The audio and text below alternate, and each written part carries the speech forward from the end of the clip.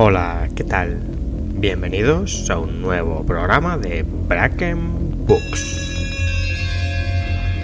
Habiendo llegado al final de mi vida de pobre pecador, con el pelo ya canoso, me dispongo a dejar constancia sobre este pergamino de los hechos asombrosos y terribles que me fue dado presenciar en mi juventud hacia finales del año del Señor de 1327. Que Dios me conceda sabiduría y gracia para ser fiel narrador de los sucesos que tuvieron lugar en una remota abadía en el recóndito norte de Italia. Una abadía cuyo nombre parece ahora más piadoso y prudente omitir. Pues sí, como muchos ya habréis adivinado por el título del programa o quizá por esta breve introducción extraída de la película homónima de Jean Giacono, hoy vamos a hablar de El nombre de la rosa. Pequeña descripción del libro. El nombre de la rosa es una novela escrita por el filólogo, académico y lingüista italiano Umberto Eco. Fue publicada en el año 1980 y traducida al español y a otros muchos idiomas solo 2 años después. Y es que esta novela se convirtió en todo un fenómeno de masas, en todo un bestseller de increíble calado en la sociedad de su tiempo, y mucho más aún cuando fue llevada al cine, como he comentado al principio, por el cineasta francés Jean Giacono y protagonizada por el celebérrime y tristemente difunto Sean Connery, ¿no? Que en el papel de Guillermo de Baskerville la verdad es que lo clavó. Pero volviendo sobre la novela, hay que decir que obtuvo premios y reconocimientos ya de inmediato.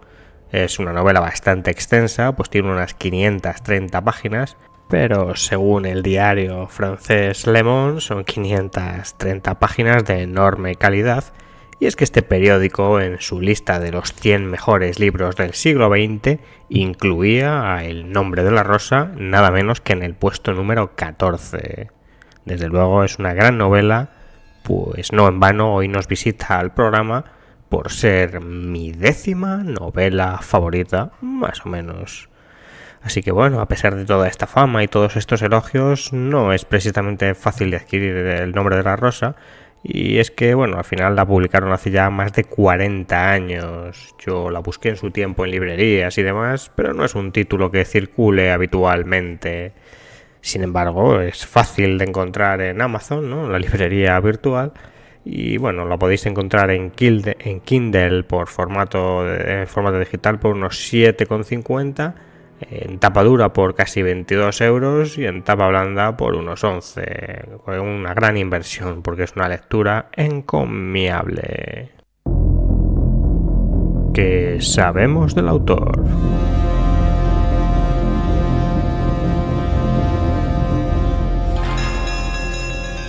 Umberto Eco fue toda una eminencia de la academia y de la filosofía en el siglo XX, especialmente en su Italia natal, pero bueno, en todo el mundo en verdad.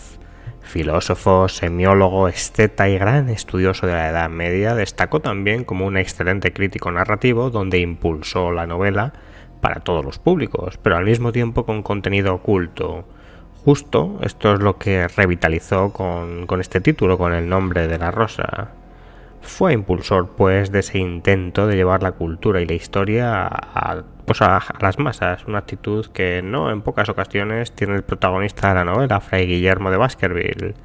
Y bueno, como bien se puede ver en el nombre de este protagonista, era también el bueno de Umberto Eco un apasionado seguidor de las novelas de Sherlock Holmes, pues decidió colocar el lugar de nacimiento de su protagonista usando uno de los títulos pues más famosos de las aventuras del detective inglés, titulado El sabueso de los Baskerville, ¿no? Y ahí es donde coloca a Guillermo de Baskerville, donde nace. En fin, tenemos pues a un catedrático que ama la lingüística, los estudios medievales y la filosofía, y que además es un seguidor de la novela detectivesca en su sentido más clásico.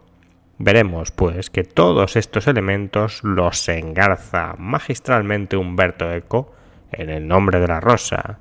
Pero vamos ya con la primera cita de la que vamos a hacer hoy de la novela. Huelga decir que aquí, hoy, se va a realizar un análisis del libro, no de la peli, y que desde luego voy a destripar parte del contenido y de la trama, por lo que si no habéis leído El nombre de la rosa, desde ya os recomiendo que pauséis el audio, acudáis a la librería más cercana para comprarlo y comencéis a leerlo porque merece mucho la pena, y ya lo he dicho 2 veces en los 5 minutos de programa que llevamos. La cita que he escogido trata de reflejar el intenso debate que en el libro se produce en torno al conocimiento y a la ciencia. Así debe de ser disponible a todos o no. Dice muy brevemente así: a menudo los tesoros de la ciencia deben defenderse no de los simples, sino de los sabios. Breve sinopsis de la obra. ¿De qué va? En 2 frases. Bueno, a lo mejor me lleva algo más de 2 frases, y es que El nombre de la rosa es una novela compleja, muy compleja, que trata de hecho 3 tramas bastante imbricadas, pero al mismo tiempo se podría decir que distintas. Por una parte tenemos la trama principal, que compete al descubrimiento de una serie de asesinatos que se están produciendo en la abadía, a la que llegan Fray Guillermo de Baskerville y su amanuense y narrador Azzo de Melk. Una abadía enorme, perdida en mitad de las montañas italianas, muy rica y excepcionalmente famosa por su enorme y rica biblioteca cargada de conocimiento y libros. Una abadía en la que están muriendo precisamente varios monjes que trabajan en el scriptorium, copiando y estudiando esos libros tan valiosos que preservan el conocimiento de un mundo más antiguo. Esta podríamos decir que es la trama más conocida y tiene todos los componentes del thriller policíaco y de misterio. En segundo lugar, la novela es una densa historia filosófica sobre el acceso al conocimiento, la importancia del lenguaje y los símbolos. El propio título remite a esta trama, quizás secundaria, pero no por ello menos importante. ¿Qué es lo que vemos y la realidad que podemos aprender con nuestros sentidos? Y aquí, en un tono bastante filosófico, pero con tendencia a ser entendido por todo el mundo, veremos cómo los protagonistas de la novela hablan sobre la doctrina de Tomás de Aquino, por entonces casi coetáneo de estos hechos y máximo impulsor de la doctrina escolástica. Es famoso, Santo Tomás, pues fue, como digo, nombrado santo por su método de conseguir demostrar, o él pensaba que así hacía, la existencia de Dios por medio de las 5 vías, teoría que fue clave para el devenir de la filosofía medieval y que en la época en que transcurre la novela era la vigente y más estudiada en la Universidad de París y entre los teólogos del Papa, que por aquel entonces tenía su sede en Francia, en la ciudad de Aviñón.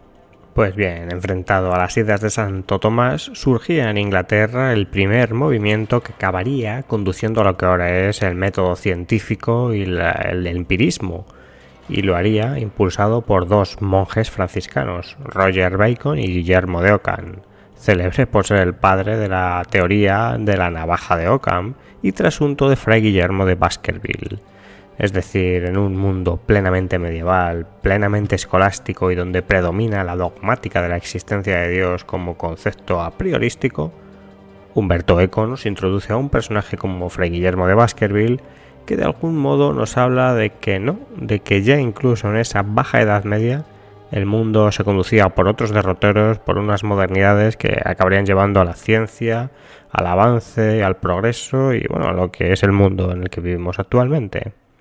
En fin, la tercera gran trama o forma de entender la novela es como una profunda novela histórica que nos coloca en un mundo caótico y alterado de la Europa italiana justo unos años antes de la peste negra, que como una sombra se acercaba ya a los europeos, un mundo en que el Papa y el emperador del Sacro Imperio Romano se debatían el control de las almas que poblaban la cristiandad y especialmente de Italia.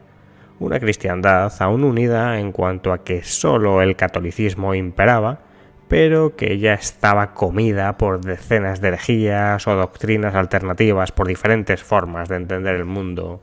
Y en ese contexto, la novela nos cuenta cómo los franciscanos y su secta más radical, los espirituales o Fraticelli, estaban enfrentados a la Iglesia Católica dirigida por el Papa en torno al debate de la riqueza, porque quedaba fuera de toda duda que Cristo había predicado una vida sencilla y austera, pero en torno al año 1320, que es cuando se desarrolla la novela, la Iglesia era de todo menos sencilla y pobre, era más bien rica y ostentosa.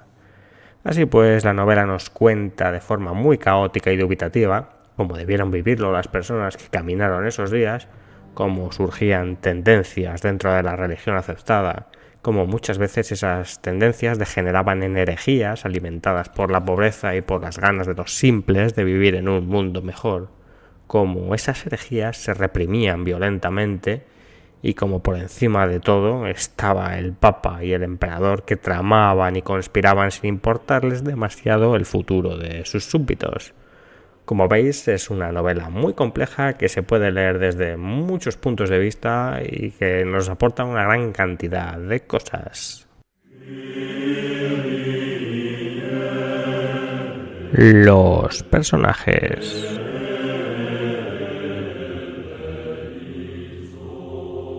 Evidentemente, aunque el narrador de la novela es un viejísimo Azzo de Mel que rememora los acontecimientos que sucedieron en su juventud, el prota absoluto de la historia no es este Azzo, sino su maestro, Fray Guillermo de Baskerville, un monje franciscano de enorme intelecto y que se deja guiar por el uso de la buena lógica para resolver problemas, muchas veces por el placer mismo de resolverlos. Es decir, un detective clásico pero en la Edad Media. Fray Guillermo es además un personaje que se nos reconoce al lector como eminentemente moderno por la forma en que se conduce, por la forma en la que cree en Dios. Recordemos que estamos en una abadía en plena Edad Media donde la creencia de Dios no solo es indiscutible, sino que también es el eje sobre el que pivota la vida de los monjes que aparecen y, por añadidura, esta fe mística en Dios es utilizada por los personajes para explicarse la mayor parte de los sinsentidos o cosas que no se pueden comprender. Pero no es esta la actitud de Fray Guillermo, ni es lo único que nos recuerda a él en la modernidad. En unos minutos trataremos el importante debate que tiene lugar en la novela sobre la pobreza de Cristo y de la Iglesia y la actitud que toma Guillermo. Pero volviendo sobre el personaje en sí, como he dicho arriba, este Guillermo de Baskerville es un trasunto, una forma de llevar a la ficción al personaje real, Guillermo de Ockham, al que en la novela pues Baskerville se refiere como su amigo. También aparece Francis Bacon, que era pues el maestro de Guillermo de Ockham, y en muchos fragmentos, quizá con algunas palabras o formas de expresarse un poco enrevesadas, Baskerville dice claramente lo que es un científico que por medio del análisis de la realidad, de lo que sucede, busca explicaciones quizá parciales de los hechos, pero lo hace con tal maestría que el abate Abón le encarga investigar los sucesos que han sucedido en la academia, en la abadía. Y Fray Guillermo se lanza a hacer esta investigación poco a poco y va descubriendo una cosa tras otra sobre la abadía y sobre los crímenes que se desatan en ella, hasta al fin conseguir encontrar la explicación de lo que ha pasado. Hay un momento, al final, justamente cuando Fray Guillermo se encuentra con el malvado, con Jorge de Burgos, que se ve muy bien esta idiosincrasia del personaje. Ha resuelto el enigma, sí, pero está molesto porque se ha dejado confundir en algunos puntos. Vamos, que es todo un detective que quiere atarlo todo y dejar todos los cabos resueltos. Además, Eco nos presenta a Fray Guillermo de un modo muy curioso, recreando ya ese estereotipo actual del típico humor ácido inglés que desde luego tiene Baskerville. Dice así la novela: yo no sabía cuándo estaba bromeando. En mi tierra, cuando se bromea, se dice algo y después se ríe ruidosamente para que todos participen de la broma. Guillermo, en cambio, solo reía cuando decía cosas serias y se mantenía serísimo cuando se suponía que estaba bromeando. En contraposición a Guillermo tenemos al gran malvado del libro, a pesar de que es un secundario de lujo que no participa demasiado, porque claro, si lo hiciera, pues pronto nos veríamos la tostada de que el malo es él.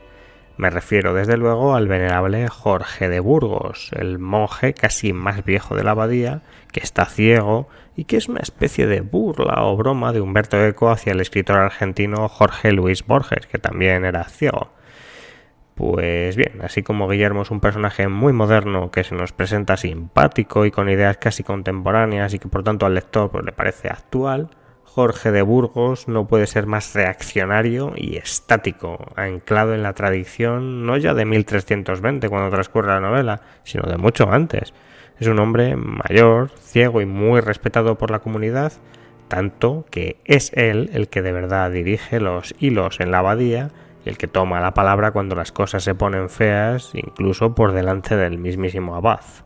En su juventud analizó el libro del Apocalipsis y yo creo que eso le trastornó o algo y consiguió una enorme colección para la biblioteca de la abadía que recordemos era su gran tesoro y eso es lo que le granjeó una posición preeminente que perdió de algún modo cuando quedó ciego. Pero lo que caracteriza a Jorge de Burgos es lo férreo que es en sus creencias y en su idea de que el miedo domina a los hombres y los hace ser buenos y que por tanto todo lo que aleje al hombre, especialmente al hombre docto y monacal, de esa rigidez, de ese miedo al infierno, pues es horrible, es una tragedia para él. Hay dos frases de Jorge de Burgos que hay que leer para comprender al personaje y la versión que genera en Fray Guillermo, porque, como hemos dicho, el de Baskerville es un monje cuasi científico que busca la verdad para mejorar la vida de los demás, y sin embargo, para Jorge de Burgos, la única verdad es la verdad revelada en la palabra de Dios y en las reflexiones sensatas que de ella se hicieron algún tiempo ya, ¿no?, con los padres de la Iglesia. Y en medio de un discurso muy férreo, cuando acaba de morir uno de los últimos monjes, ¿no?, ya casi todo es casi el clímax de la novela, están todos los monjes juntos comiendo mientras alguien da un discurso, pues en este caso está dando el discurso Jorge de Burgos y bueno, dice muchas cosas, muchas barbaridades, pero una de las que dice es esta: no hay progreso, no hay revolución de las épocas en las vicisitudes del saber, sino a lo sumo permanente y sublime recapitulación. Y es por ello y por su temor a la risa que está dispuesto Jorge de Burgos a defender con la vida de sus hermanos monjes, se entiende, el secreto que se guarda en la abadía, que no es otro sino el segundo libro de Aristóteles sobre la poética, donde el filósofo alaba las bondades de la comedia para descubrir la verdad. Teme pues el venerable Jorge que si ese libro se divulga, se descubre y consigue alumbrar a los sabios, el miedo cederá a la risa. Es bien sabido por todos los poderosos, incluido hoy día, que bueno, muchas veces los que están en el poder no pueden evitar el perseguir a los humoristas y a la gente que les hace burla, porque la risa, el tomarse las cosas con menos gravedad, lo que genera siempre es que las gentes pierdan el miedo, pierdan el respeto. Lo explica Jorge en el libro con estas palabras: al aldeano que ríe mientras ríe no le importa morir, pero después, concluida la licencia, la liturgia vuelve a imponerle, según el designio divino, el miedo a la muerte. Y de este libro podría surgir la nueva y destructiva aspiración a destruir la muerte a través de la emancipación del miedo. ¿Y qué seríamos nosotros, criaturas pecadoras, sin el miedo, tal vez el más propicio y afectuoso de los dones divinos? A lo que Fray Guillermo le responde muy serio que Jorge es el demonio, o que al menos le representa, y sigue: el diablo no es el príncipe de la materia, el diablo es la arrogancia del espíritu, la fe sin sonrisa, la verdad jamás tocada por la duda. Y concluye Guillermo ya con el clímax final: ha pasado y el malvado ha sido derrotado, diciéndole estas palabras a su discípulo Atso, que creo que recogen muy bien la esencia de esta trama policíaca, nos recoge muy bien la esencia de lo que nos quería transmitir Umberto Eco. Dice así Guillermo a Atso: el anticristo puede nacer de la misma piedad, del excesivo amor por Dios o por la verdad, así como el hereje nace del santo y el endemoniado del vidente.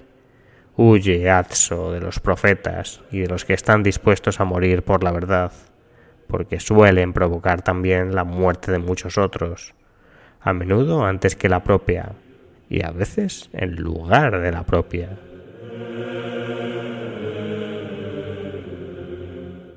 Vamos pues a tratar a otro personaje de la novela, y digo personaje entre comillas, pues en rigor no es un personaje. Me refiero, claro está, al mundo monacal que también representa a Umberto Eco en la novela y que consigue desde el inicio hacernos sentir un monje más de la congregación que pasea por el refectorio y la iglesia abacial junto a sus hermanos, contemplando, intrigado y un tanto alarmado los terribles acontecimientos que van sucediendo en las páginas de la novela. Sin duda, una de las imágenes que se nos viene a la mente cuando pensamos en la Edad Media es la de un convento de monjes ascetas que rezan todo el rato y trabajan la tierra de su alrededor. Ora et labora. Esto lo recrea genial el bueno del autor, pero es que además lo hace dándole una profundidad muy grande, pues nos imbrica a este mundo monacal en el más amplio mundo medieval. Muchos recordaréis que en el instituto se nos decía que la sociedad medieval estaba dividida en el clero, en la nobleza y en el pueblo llano privado de privilegios. Pues eso se ve aquí a las mil maravillas, no solo porque la conjura del libro no es simplemente los intentos del loco de Jorge de Burgos por ocultar un libro que considera pecaminoso, sino porque también es una conjura por el acceso al poder de la abadía que controla la región y extrae la riqueza de su alrededor y permite que los monjes vivan gordos y felices en un mundo rural y empobrecido.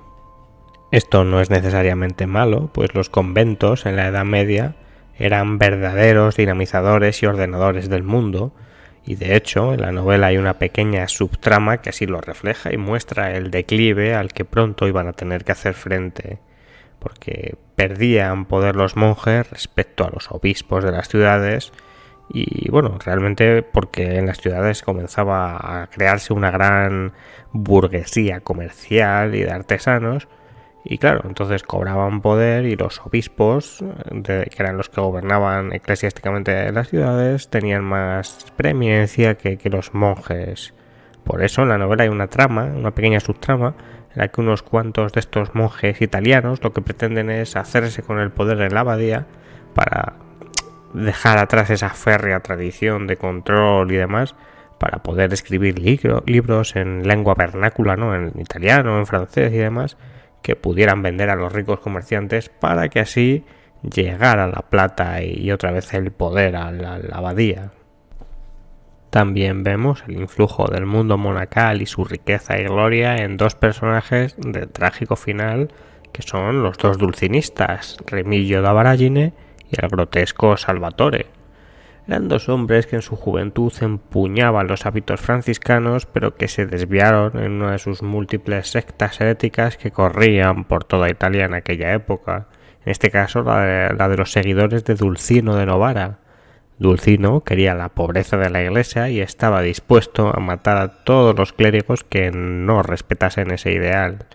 Además, su movimiento fue degenerando, siendo licencioso en cuanto a la castidad de los monjes, y de hecho el mismo Dulcino acabaría con una concubina que también fue quemada cuando finalmente el movimiento se vino abajo. Todo se narra en la novela, y bueno, pues bien, Remigio y Salvatore eran dos de estos seguidores suyos que tenía este Dulcino, pero lo abandonaron justo antes de que fuese capturado y apresado, y se ocultaron como dos monjes benedictinos en la abadía donde transcurre la novela. Ahí ambos dos olvidaron su vida de pobreza y decidieron que era mejor vivir y darse al goce. Remigio es un glotón, es el cillerero que se encarga de la cocina y de las propiedades de la abadía y utiliza su cargo para comer bien, por lo que está gordo, y también para comerciar con algunos desechos de comida, ¿no? Con corazones de buey y cosas así, para dárselos a las muchachas bellas del pueblo a cambio de intercambios carnales, es decir, prevaricación en estado puro y además hipocresía. Pero bueno, dentro de lo que cabe, bondad, pues no trata mal a la gente a su cargo y bueno, al final acaba dando esa comida a las muchachas que pueden comer, porque si no serían pobres y a lo mejor alguna podría fenecer. Antepuestos a Remigio y a Salvatore, está la pareja de doctos, cada uno enfrentado con el otro, que podemos ver también en la novela del Nombre de la Rosa, Como veis, es un libro muy completo en cuanto a personajes y a su representación del mundo medieval con los mismos. Me refiero ahora a dos personajes que existieron de verdad, Ubertino da Casale y Bernardo Wick. El primero es considerado una persona muy santa dentro de sus compañeros franciscanos y es uno de los líderes de los espirituales, es decir, de los franciscanos más rígidos en cuanto a su doctrina de que la pobreza es un bien que hay que respetar. Es curioso porque establece una interesante comparación con Dulcino, que justo lo que acabo de hablar. En el fondo, la idea que ambos comparten es la misma. La Iglesia debe de seguir los pasos de Jesús y ser pobre. La forma que siguen pues son dos bien distintas. Ubertino teoriza y trata de persuadir a las gentes para que compren ese mensaje de pobreza, y Dulcino arma una pequeña revolución que acaba llevándolo a la hoguera por los tumultos que conlleva. Y en el libro se establece la interesante reflexión de que, ojo, que ni siquiera por las formas que son diferentes se diferencian tanto Ubertino de Dulcino. Y es que Ubertino exalta a la gente, a los simples, como los llaman en la novela, y eso ya en parte lo vuelve un poco culpable, o así al menos lo piensa el Papa. Pero sin duda queda claro que en la novela, que no es un mal personaje, que no es una mala persona, quizá un poco dogmático y a lo mejor a nuestros ojos del siglo XXI un tanto peligroso en su forma de concebir el mundo y en cómo limpiar la herejía. Pero sin duda, esto que se intuye en Ubertino explota con toda su virulencia con el personaje quizá más odioso de toda la novela, y es Bernardo Wick, un monje dominico e inquisidor, y hace de típico inquisidor medieval, intolerante y sectario que todos tenemos en mente, y yo que sé, quizá todos lo tenemos en mente por obras tan persuasivas como la de Umberto Eco. Y es que Bernardo Wick no le importa la verdad, y así lo dice además él. Cuando llega a la abadía le encarga también el abad, como ha hecho con Guillermo, buscar al asesino de monjes, pero a Bernardo Wick le da igual el crimen y la verdad. Él decide utilizar su poder para reventar la reunión que se va a celebrar, para desenmascarar a Remigio y a Salvatore como antiguos seguidores de Dulcino y por tanto herejes, pero que ya evidentemente están reformados, y mediante trucos, tortura y amenazas consigue apresarlos y condenarlos por herejes, y serán quemados junto a la muchacha que había iniciado a Azzo en los secretos del amor. ¿Esto resuelve los crímenes? Pues no, pero es que a Bernardo Wick le da exactamente igual. Desde luego es un ejemplo de malevolencia este inquisidor, como digo, la representación brutal de esa iglesia sectaria e intolerante medieval. Temas y valores de la obra.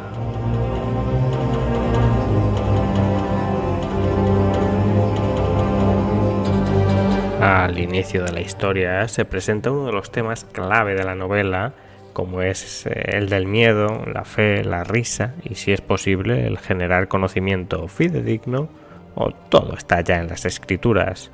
Al fin y al cabo, la novela va de monjes que dedican su vida a estudiar los textos de los que les precedieron, a copiarlos sin tacha, a iluminarlos bellamente con bonitas miniaturas y quizá a glosarlos con sus opiniones. Y los monjes benedictinos lo hacen en silencio, desde luego, pero surgen esas voces discordantes que siempre quieren saber más. En este caso son Vencio, un joven monje que ha viajado de muy lejos para cultivar su conocimiento en esa biblioteca famosa en toda la cristiandad, pero que una vez que está ahí no puede hacerlo porque le niegan el acceso a las partes más interesantes de la misma.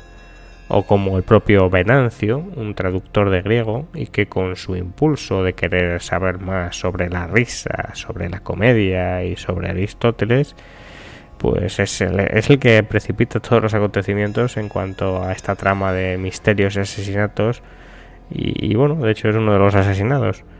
Y en este contexto de amor por el conocimiento, de lujuria incluso por tener más y más, en que se producen los crímenes, pero también interesantes reflexiones como la que siguen, ¿no? Son las que suceden en esta trama del Scriptorium cuando va Guillermo de Baskerville a charlas con los monjes y demás.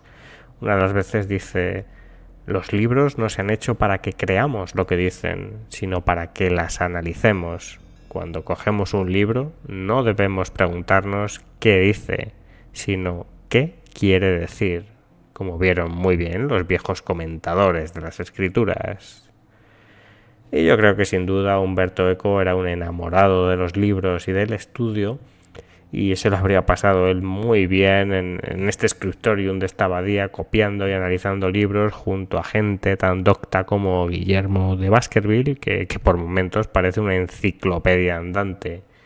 Este mundo, tan bien encajado, tan bien trazado por la fina prosa del escritor italiano, es sin duda una de las mejores virtudes del Nombre de la Rosa, pues nos hace meternos en esos debates teóricos un tanto extraños para la gente de hoy día, como es el de la risa, por ejemplo, pero que sin duda asumimos que bueno, es interesante. Aquí viene otra de las citas clásicas de esta novela que no podía faltar y que, bueno, sinceramente yo creo que en la peli está mejor tratada, pero leo del libro. Es un diálogo entre Jorge de Burgos y Guillermo de Baskerville. Empieza hablando Jorge de Burgos y dice así: la risa sacude el cuerpo, deforma los rasgos de la cara, hace que el hombre parezca un mono. Los monos no ríen, le respondió Guillermo. La risa es propia del hombre, es signo de su racionalidad. También la palabra es signo de la racionalidad humana, y con la palabra puede insultarse a Dios. No todo lo que es propio del hombre es necesariamente bueno. Otro tema recurrente en la novela es el del poder, la pobreza y los simples, ¿no? El pueblo llano, que bueno, llaman los simples en la novela casi todo el tiempo. Y es interesante este tema porque, bueno, podemos ver que la abadía controla una amplia región, tiene pues, riqueza y demás. De hecho, el abad, Abón, que se llama, es hijo de un noble bastardo de la zona, ¿no? Entonces acaba siendo el abad de ese monasterio y está embebido con su riqueza. Hay un par de escenas en las que se le ve mirando con delectación a sus cálices y relicarios del tesoro de la abadía, ¿no? Y en eso, pues claro, estamos en un contexto en el que en esa parte del mundo, en la Italia del siglo XIV, había mucha pobreza y por tanto había tantos movimientos heréticos que muchas veces no eran tanto movimientos heréticos como bandadas de pobre que buscaban la forma de tener un futuro mejor, ¿no? Y eso es algo que comprendía muy bien un Guillermo de Baskerville o unos movimientos como el de los franciscanos o incluso los dominicos. Entonces era un poco el mundo medieval que se descomponía, y peor que sucedería después con la peste negra, y que estaba ya agrietándose por esas ciudades que controlaban grandes riquezas, esos monasterios y esas feudos, ¿no?, de nobles que no podían tener ese mismo poder que habían tenido durante tanto tiempo porque controlaban el campo y demás, y que por tanto lo que acababa generando era pobreza y bandadas de gentes y desheredados, ¿no? Hay una cita fabulosa en la que está, pues precisamente le encuentra, creo que Guillermo a Bon, al abad, viendo los cálices y demás, y hablan un poco sobre los simples y sobre cómo ellos lo ven, ¿no? Y le dice Guillermo: la vida de los simples, a Bon, no está iluminada por el saber y el sentido agudo de las distinciones propios de los hombres sabios como nosotros.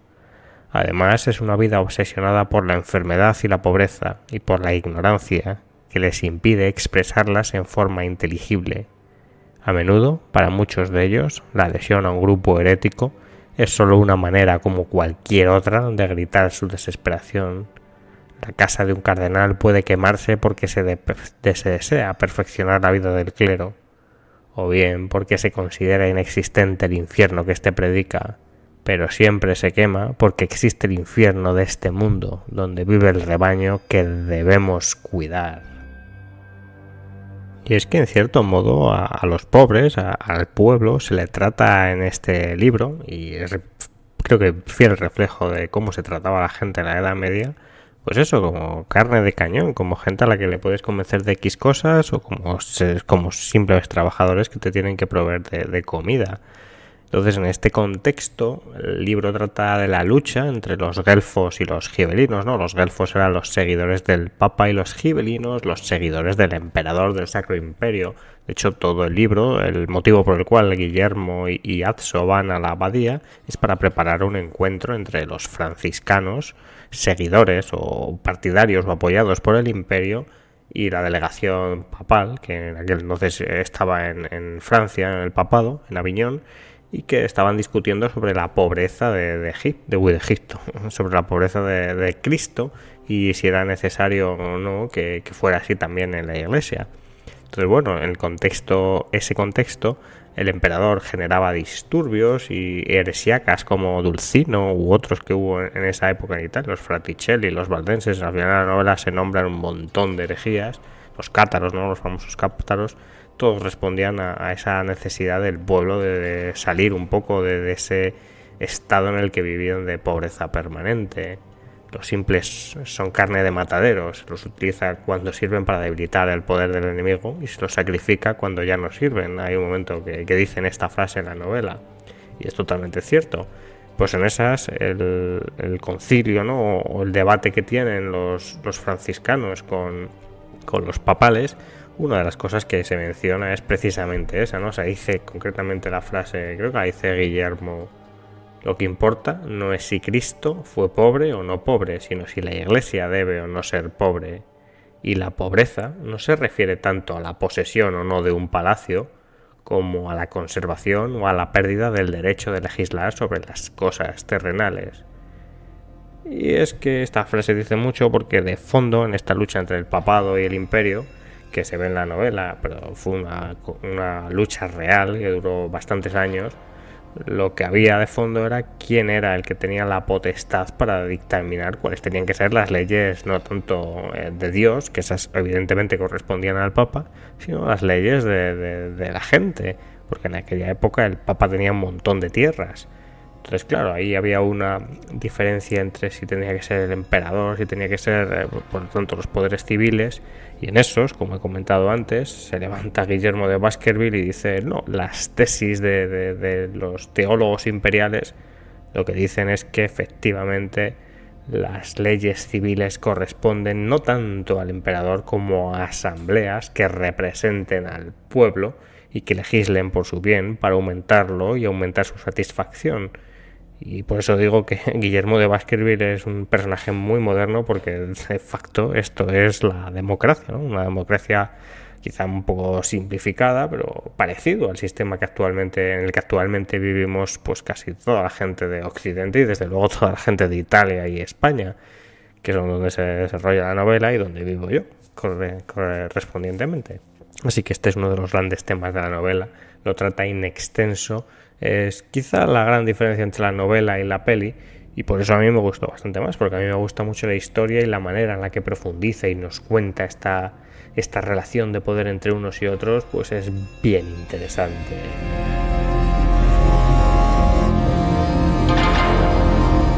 Reflexión final, porque lo leí, recomendación y lo que menos me ha gustado.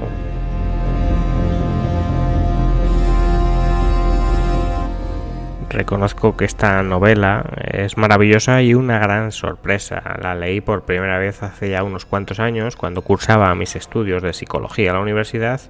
Y bueno, no sé si sabéis que la psicología es una ciencia que tiene graves problemas de autoestima, que quiere ser más que científica que ninguna otra, y que se dedican muchísimas horas a estudiar epistemología, es decir, el estudio o la reflexión sobre cómo se adquiere el conocimiento y la validez del mismo. Pero también se estudia mucha metodología y estadística. Pues bueno, en este caldo de cultivo fue que cayó en mis manos El nombre de la rosa y que lo leí. Un libro que conocía de su existencia porque obviamente había visto la peli y entonces sabía más o menos de qué iba y esperaba que me iba a encontrar, pues eso, un libro de asesinatos que se produce en una abadía, que es de lo que va la película. Pues sí, va de eso, pero no solo de eso, sino, como he comentado, nos acerca de esta forma amena y cercana a problemas como son la ciencia, el conocimiento, y lo hace brillantemente y con un rigor increíble, ¿no? También la filosofía, la historia medieval. Es una cosa que tiene una precisión muy grande porque tiene esas tres capas como mínimo, y que cuando lo leí por primera vez pues se convirtió de facto en una de mis novelas favoritas y lo sigue siendo. Por eso está aquí en el programa con este análisis tan inextenso. Aunque he de reconocer que con esta lectura pues hay alguna cosa que me ha parecido algo más tediosa, ¿no? Y esto quizás sea el punto negativo. Yo ya no soy un universitario preocupado por las ideas y la ciencia y con mucho tiempo para reflexionar, sino que ha sido más bien una persona muy ocupada, con poco tiempo libre, con mucho estrés en su vida laboral y en su vida general, y que acude a la novela para buscar sosiego y entretenimiento, no sesudos debates y filosofías. Y claro, en esta ocasión se me ha hecho algo denso algunas de las partes de la novela, algo que en otra época me encantaba. Es curioso, ¿no? Esto dice más de mí que de la propia novela. Es curioso cómo cambiamos las novelas y cómo cambiamos las personas y cómo entendemos las novelas y cómo podemos ver ese cambio a medida que releemos los libros que más nos gustan y que nos han acompañado a lo largo del tiempo, ¿no? ¿A vosotros no nos pasa esta situación? En fin, es una cosa bien interesante. ¿A qué se parece o qué leer después del nombre de la rosa?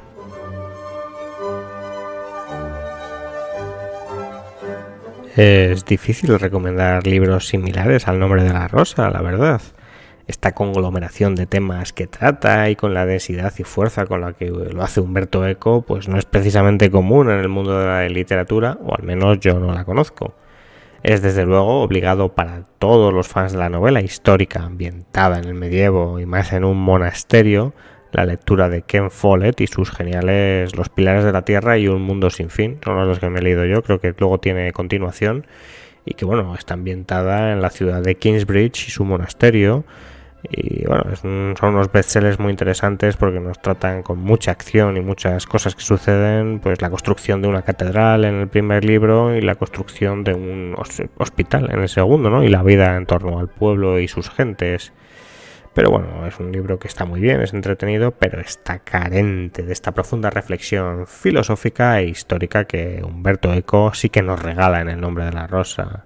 Quizá, yo creo que la mejor recomendación sea ver la propia película, estrenada poco después del lanzamiento del libro y que fue todo un éxito.